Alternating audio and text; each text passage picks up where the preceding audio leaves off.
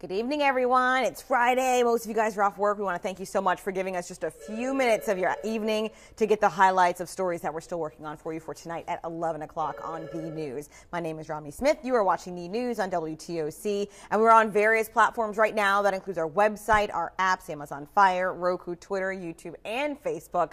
Lots of places you can watch us, and we thank you for giving us some of your time. Hello to Stephen Batten and Letitia Brown and Steve Jeffers. Thank you so much for commenting. All right, guys, so right now we obviously know that the majority of Hurricane Florence is over, gone with. However, the South Carolina governor, Henry McMaster, warning that the worst is yet to come. And then he went on to explain. So right now, it's estimated that Hurricane Florence caused more than $1.2 billion in damage in the state. The governor made that estimate in a letter to members of the state's congressional delegation asking for their help in getting federal aid. At a news conference today, Governor McMaster warned all South Carolinians to prepare for even more flooding. We've never had this much rain, this much water in the state. We had the rain that fell on South Carolina, but also that fell in parts of North Carolina is coming down into our river systems with the Waccamaw, the Lumber, the Great PD, the Little PD, and the Lynches River.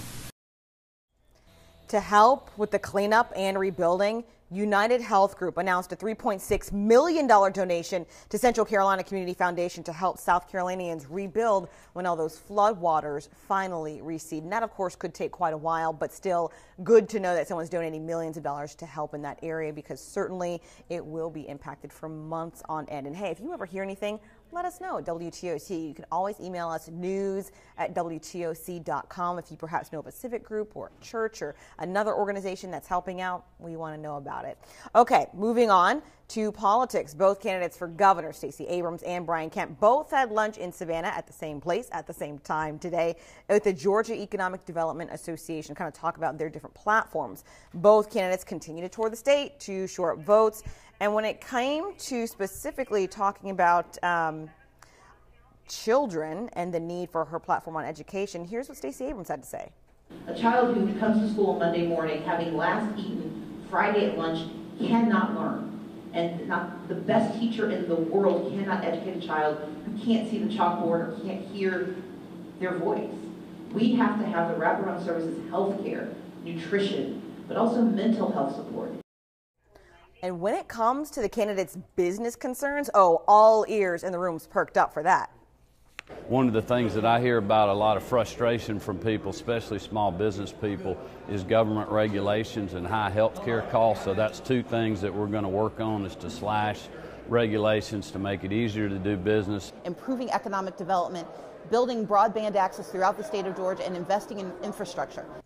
Of course, we will continue to follow both candidates until one becomes governor. And hey, speaking of voting and being involved in politics, the deadline to register to vote is just a few weeks away, and local officials want to make sure that you're able to vote. So here's a full screen with all the information you need to know about it. Chatham County Voter Registration is hosting 2 registration events where you can register and learn more about what will be on your ballot in November. I should say who will be on your ballot as well. There will even be door prizes and some fun if some kiddos come along. I remember doing this when I was a child. I used to live for the Georgia Voted sticker with a peach on it that my mom would give to me when she voted. It was very excited. I had no idea she was teaching me to be civic-minded, but you know what? I appreciate the lesson. Tomorrow, the group will set up in the Southwest Library on Abercorn Street from 10 to 2, and on Tuesday, there will be a voter registration office on Eisenhower Drive, so get all signed up. Switching gears, because it's Friday, and I just want to leave you with a good note. And puppies. I know who doesn't love puppies. So Statesboro Police got a special visitor to check in on the chief and the future coworkers. Look at this puppy. It's so cute. In the Facebook post, the department says Canine Smokey and Michael Duncan brought along Mr. Joey Cody, owner of Jab Constructions and Privacy Pros Fence Company. They basically delivered a very important news alert to them. They said, hey, we have volunteered to cover all of Canine Smokey's expenses, from his veterinary bills to his food costs and everything in between, until he is officially turned over to the Statesboro Police Department next August, once he's been fully trained. Gotta love puppies. And that's how we're going to end. Is that a mic drop? Is that because it's Friday and I just gave you some puppies? I don't know what else I can do. All right, guys. I don't see any questions right now, but I do see Lily Wheeler saying, Romney Smith, have a great weekend. Thank you. I appreciate that I hope you do as well. All right, guys, keep in mind you can always reach us online at WTOC.com and our social media pages. That's Facebook. We have Instagram. We're on Twitter. We're on YouTube. We're on everything. So just join us there. Have a wonderful weekend. See you Monday.